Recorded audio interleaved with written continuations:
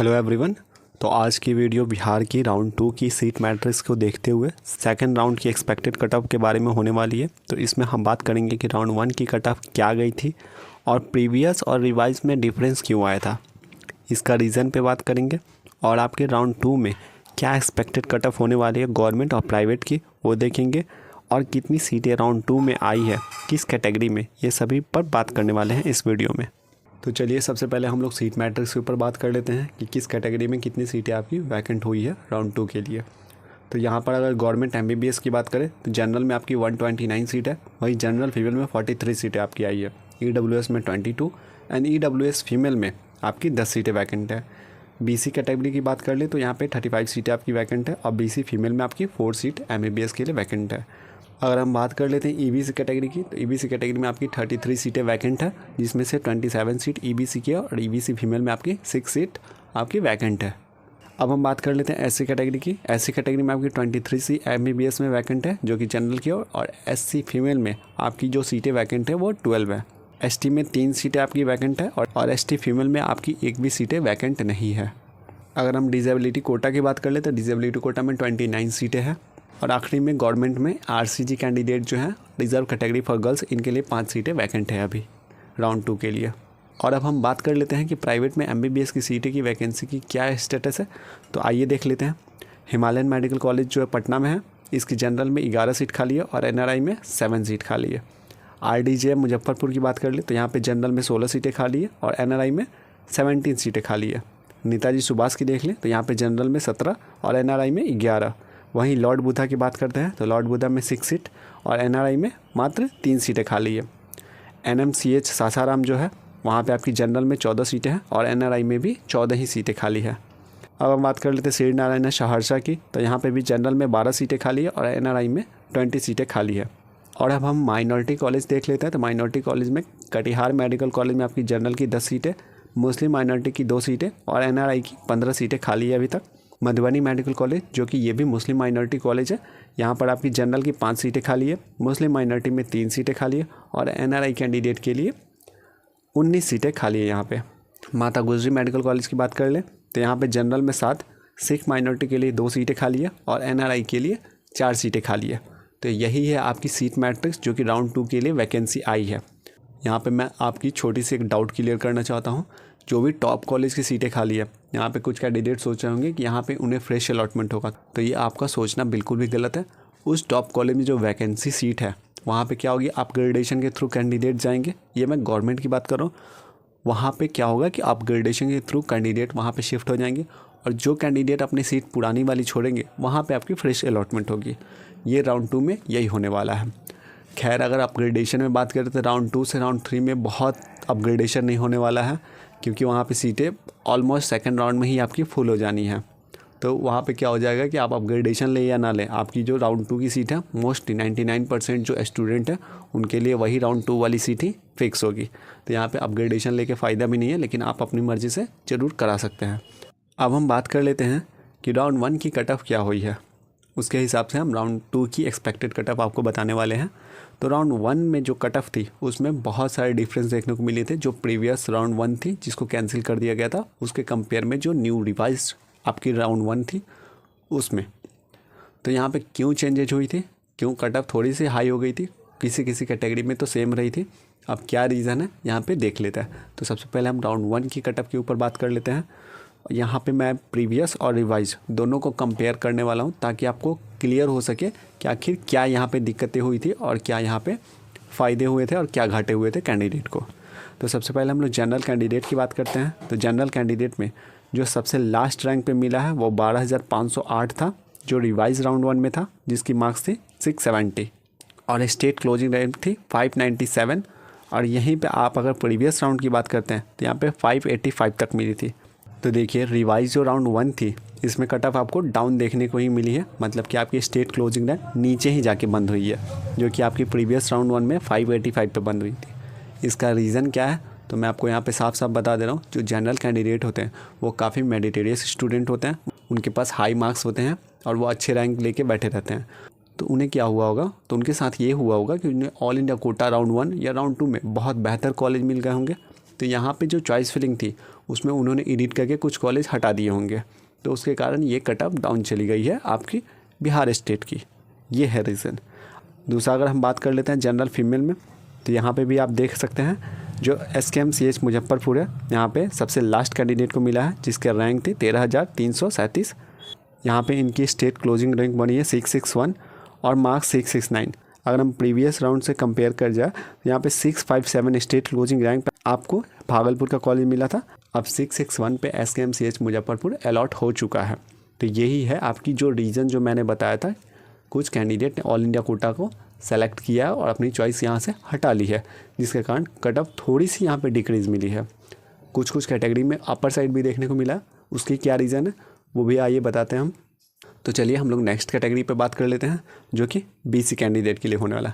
तो BC candidate में general की अगर बात करें तो यहाँ पे जो सबसे लास्ट कॉलेज जिनको अलॉट हुआ वो GMC पूर्णिया है। इन पे इनकी मार्क्स थी 662 और इनकी स्टेट क्लोजिंग रैंक थी 365। ऑल इंडिया रैंक की बात कर जाए तो यहाँ पे 17,536 थी। खैर ऑल इंडिया रैंक से हमें मतलब नहीं है, सिर्फ स्टेट क्लोजिंग रैंक से हमें मतलब रखनी है, क्योंकि यहाँ पे स्टेट रैंक पे ही आपकी काउंसलिंग होती है बिहार में। तो अगर इसको हम कंपेयर करते हैं प्रीवियस राउंड 1 से, तो यहाँ पे इसी कॉलेज में आपको 379 तक मिला था। अब ये रिवाइज राउंड 1 में क्यों हाई हो गया है, इसका मात्र एक रीज़न है जो कि सारे कैटेगरी पे अप्लाई होने वाला है। ध्यान से सुन लीजिएगा, ये जो रीज़न है वो आपकी गवर्नमेंट पे भी अप्लाई होने वाले हैं और प्राइवेट में भी जो कुछ कॉलेज में हाई कट ऑफ गए हैं उन पे भी ये अप्लाई होने वाला है। तो देखिए जो प्रीवियस राउंड 1 थी वहाँ पे कुछ कैंडिडेट ने सेलेक्टेड कॉलेज के साथ ही चॉइस फिलिंग किया था और उन्हें ये कॉन्फिडेंस था कि हमें इनमें से ही कोई कॉलेज अलॉट हो जाएगा, लेकिन ऐसा नहीं हुआ। वो 4-5 कॉलेज में से कोई भी कॉलेज अलॉट नहीं हुआ था। तो इनके पास एक मौका मिल गया था अपनी चॉइस फिलिंग लिस्ट में कुछ कॉलेज को ऐड करने के लिए। तो उन्होंने क्या किया कि जो रिवाइज राउंड 1 था इसमें इन्होंने कॉलेज और भी ऐड कर दिया। इस कारण आपकी जो सीटें थी वो पहले ही उठ गई थी। इसी के कारण जो कट ऑफ है आपकी हायर साइड देखने को मिली थी। तो यही है मेन रीज़न जिसके कारण आपकी कट ऑफ हाई गई है हर एक कैटेगरी में। तो अब हम बात कर लेते हैं BC फीमेल में। तो BC फीमेल में आप यहाँ देख रहे होंगे कि यहाँ पे 525 पे ही आपको last college GMC Purnia allot हुआ। यही प्रीवियस राउंड 1 की बात कर लेते हैं तो यहाँ पे 555 तक स्टेट क्लोजिंग रैंक थी, इसी कॉलेज में अलॉटमेंट हुआ था। सेम वही रीज़न ये अप्लाई होने वाला है, सारे कैटेगरी में यही रीज़न है। अगला कैटेगरी हम लोग SC कैटेगरी पे बात कर लेते हैं, जिनके कारण राउंड 1 आपकी थी वो कैंसिल हुई थी। इनको ज़्यादा फ़ायदा हो सकता था, लेकिन जहाँ तक मुझे दिख रहा है यहाँ पे कुछ ऐसा है जो हमें ध्यान से नहीं समझ में आ रहा है। क्योंकि अगर हम प्रीवियस राउंड 1 जो हुआ था उसके बाद जो राउंड 2 के लिए सीटें वैकेंट आई थी वहाँ पे 21 आई थी, इस बार मात्र 23 आई है। मतलब 2 सीटें आपकी SC जनरल में इंक्रीज़ हुई है और 4 सीटें आपकी SC फीमेल में इंक्रीज हुई है। मतलब टोटल आपकी 6 सीटें बढ़ी है यहाँ पे। हालांकि कुछ कैंडिडेट ने अपनी कैटेगरी चेंज की थी, लेकिन मोस्टली जो कैंडिडेट थे उन्होंने कैटेगरी अपनी नहीं चेंज की थी, जिसके कारण उतना भी ज़्यादा इफेक्ट देखने को नहीं मिला था आपकी कैटेगरी रैंक पर। हमारे हिसाब से यहाँ पे SC कैंडिडेट के लिए कम से कम 40 सीटें वैकेंट आने की अनुमान थी, जो कि ऐसा बिल्कुल भी नहीं हुआ। अब क्या कारण है वो हम लोग अलॉटमेंट आने के बाद ही देखेंगे कि क्या अलॉट होती है इनको। लेकिन हाँ, कुछ कैंडिडेट को अपनी कैटेगरी चेंज करने की वजह से जो SC कैंडिडेट हैं उन्हें यहाँ पे फ़ायदा हुआ है, क्योंकि वो जो कैंडिडेट थे ताती तत्वा वाले वो EBC में ट्रांसफ़र हो चुके हैं और जो कैंडिडेट अभी भी नहीं चेंज किए हैं उन्हें BCC द्वारा इनको निकालने के लिए प्रक्रिया चालू की जाएगी, जो कि हमें कुछ इन्फॉर्मेशन इंटरनल सोर्स से पता चला है। खैर जितने भी ताती तत्वा वाले कैंडिडेट हैं उनसे मेरा यही निवेदन है कि आप SC कैटेगरी से ही आप ऑल इंडिया कोटा में ट्राई करिए, क्योंकि आपको SC कैटेगरी से ही ऑल इंडिया कोटा में सीट मिलने की पूरी चांसेस है। अगर आपसे काउंसलिंग सही से नहीं हो पाती है ऑल इंडिया कोटा की, अगर आपको नहीं पता है किस कॉलेज में आप सेफ़ हैं, तो आप हमसे कॉन्टैक्ट कर सकते हैं, हम आपकी पूरी हेल्प करेंगे। क्योंकि कुछ ही ऐसे सेलेक्टेड कॉलेज होते हैं जहाँ पर आपको कोई भी परेशानी नहीं झेलनी पड़ेगी और आप आसानी से एडमिशन ले सकते हैं अपने SC कैटेगरी के सर्टिफिकेट से। यहाँ पर आपको ध्यान देने वाली बात यह है कि आपको सेंट्रल लेवल की कैटेगरी सर्टिफिकेट की ज़रूरत नहीं है। अगर आपके पास SDM या DM लेवल की भी अगर कैटेगरी सर्टिफिकेट है तो वो भी यहाँ पे चल जाती है। तो इसके लिए आपको परेशानी लेने वाली कोई बात नहीं है, आप खुद से भी ट्राई कर सकते हैं और अगर आपसे नहीं हो रहा तो आप हमसे कॉन्टैक्ट कर सकते हैं। तो चलिए अब हम लोग बात कर लेते हैं SC कैटेगरी की क्या कट ऑफ रही थी राउंड 1 में। तो राउंड 1 में जो स्टेट कैटेगरी क्लोजिंग रैंक थी वो 198 थी, अब 196 हो गई है। यहाँ पे जो कैंडिडेट ने अपनी कैटेगरी चेंज की थी तो यहाँ पे कुछ फ़ायदा दिखने वाला है, क्योंकि यहाँ पे जो ऑल इंडिया रैंक थी प्रीवियस राउंड 1 में वो 1,38,000 थी, अब 1,41,000 हो चुकी है। वही अगर SC फीमेल की बात करें तो यहाँ पर 227 तक मिला था प्रीवियस राउंड 1 में, और यहाँ पर अब मिला है 223 तक। यहाँ पे जो कैंडिडेट होती है गर्ल्स कैंडिडेट, यहाँ पे उनकी जनरल में भी सीटें की दावेदारी होती है, जिसके कारण ये रैंक आपकी रीशफल होकर ऊपर की तरफ हो गई है। तो यहाँ पे भी टेंशन लेने वाली बात नहीं है, गर्ल्स कैंडिडेट का तो कट ऑफ डाउन जाएगा अच्छे खासा। वही आगे की कैटेगरी की देख ले कट ऑफ, तो आप यहाँ पे स्क्रीन पर देख सकते हैं, क्योंकि अगर मैं एक एक करके बताऊंगा तो बहुत लंबी हो जाएगी ये वीडियो, इसीलिए EBC जनरल की अगर हम बात कर ले तो यहाँ पे 24,716 गई है। वही EBC फीमेल में आपकी 24,677 गई है, जिस पर आपकी स्टेट क्लोजिंग है 362 बनी है। अगर EWS जनरल की बात कर ली जाए तो EWS जनरल में 23,865, जिस पे आपकी स्टेट कैटेगरी रैंक क्या बनी है 266। वही EWS फीमेल की बात कर लिया तो EWS फीमेल में 269 तक आपको मिली है स्टेट क्लोजिंग रैंक। अगर ST कैंडिडेट की बात कर ले तो यहाँ पे इनकी रिजर्वेशन मात्र 1% होती है। तो ये रही आपकी कट ऑफ, जिस पे 1,45,910 गया है ST जनरल, और वही ST फीमेल में किया गया है 1,56,259 तक गया है, जिस पे स्टेट क्लोजिंग रैंक 19 बनी है। तो डिसेबिलिटी कोटा में सबसे जिसको लास्ट मिला है उस कैंडिडेट की ऑल इंडिया रैंक 7,468 है, और स्टेट क्लोजिंग रैंक आपकी 80 है। तो अगर हम बात कर लेते हैं प्राइवेट में, तो प्राइवेट में जो आपकी रिवाइज राउंड 1 की जो कट ऑफ थी ये अपर साइड में थोड़ी सी, इस पे जो लास्ट कॉलेज मिला था हिमालयन मेडिकल कॉलेज, जिस पे आपकी थी 8,20,332, जिस पे आपकी युवा रैंक बनी थी 7,124। अब हम राउंड 2 की एक्सपेक्टेड कट ऑफ की बात कर लेते हैं, लेकिन उससे पहले अगर आपको हमारी पेड काउंसलिंग की ज़रूरत है तो आप हमें दिए गए नंबर पर व्हाट्सअप कर सकते हैं। यहाँ पर आपको काउंसलिंग में पूरी तरीके से हेल्प किया जाएगा। अगर आपको अभी तक कोई भी सीट अलॉट नहीं हुआ है बिहार में, तो क्या प्लानिंग आपको करना है, इन सभी चीज़ों पर डिस्कशन होगा। और इसमें अगर आप जुड़ जाते हैं तो आप हमसे कॉल पर भी बात कर सकते हैं, ये सारी डिस्कशन कॉल पर भी हो सकती है। तो आपको एक सीट दिलाने में हमारी पूरी हेल्प की जाएगी। अगर आप प्राइवेट के लिए काउंसलिंग चाहते हैं तो अभी सीटें बहुत खाली है, तो आपके पास मौका है सीट पाने का, इसीलिए आप बिल्कुल भी बिना सोचे आप हमसे जुड़ सकते हैं, जहां पर आपको काउंसलिंग बहुत ही आसानी तरीके से देखने को मिलेगा। तो चलिए अब राउंड 2 की कट ऑफ क्या होने वाली है।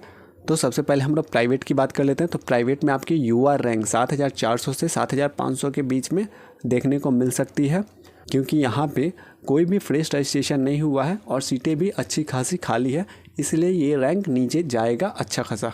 अगर हम गवर्नमेंट की बात करें तो गवर्नमेंट में कैटेगरी रैंक बताना बहुत ही मुश्किल है, क्योंकि यहाँ पे मेरिट लिस्ट रिलीज़ नहीं होती है और बिहार में 33% गर्ल्स रिजर्वेशन है।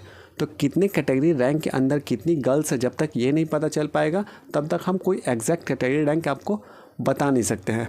इसीलिए हम एक यहाँ पे आपको ऑल इंडिया रैंक बताने वाले हैं, जिसमें आपके राउंड 2 देखने को मिल सकता है कट ऑफ। तो अगर जनरल की बात कर लेते हैं तो जनरल में क्या होगा 14,000 से 15,000 के बीच में रह सकता है। जनरल फीमेल में 15,000 से 16,000 के बीच में रह सकता है। वही अगर BC कैंडिडेट की बात करें तो BC में जनरल में 20 से 21,000 जा सकता है, और BC फीमेल में 24,500 से 25,500 तक ये कट ऑफ रह सकती है। अगर SC जनरल की बात की जाए तो 1,52,000 और SC फीमेल में 1,58,000 से 1,60,000 तक जा सकती है। तो EBC जनरल में 26,500 तक जा सकती है, और EBC फीमेल में 26,500 से 27,000 तक जा सकती है। वही अगर हम लोग EWS की बात करते हैं तो EWS जनरल और EWS फीमेल में 26,000 तक जाने की पूरी अनुमान है। और ST में बात कर ले तो ST जनरल में 1,55,000 तक जा सकती है। ST फीमेल में अगर बात कर ले तो अगर ST फीमेल में किसी कैंडिडेट को अपग्रेडेशन मिलता है तो वो सीटें वैकेंट होगी तो आपको मिल सकती है, या फिर आपकी ST जनरल पे भी आपकी सीटें अलॉट हो सकती है। तो 1,55,000 के आसपास आपकी ST की कट ऑफ हो सकती है राउंड 2 की। मैं जनरल की बता रहा हूँ।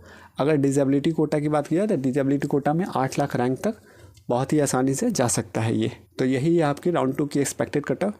खैर अगर डेट की बात की जाए तो आपकी जो राउंड 2 की रिज़ल्ट है ये 6 अक्टूबर को रिलीज होने वाली है।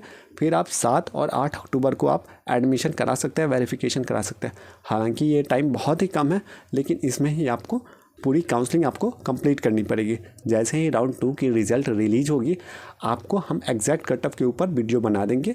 इसके लिए आपको हमारे चैनल को सब्सक्राइब करके रखना पड़ेगा। जैसे ही वीडियो बनाए आपके पास पहुंच जाए, तब तक के लिए आप अपना ध्यान रखिए। मिलते हैं अगले वीडियो में, तब तक के लिए धन्यवाद।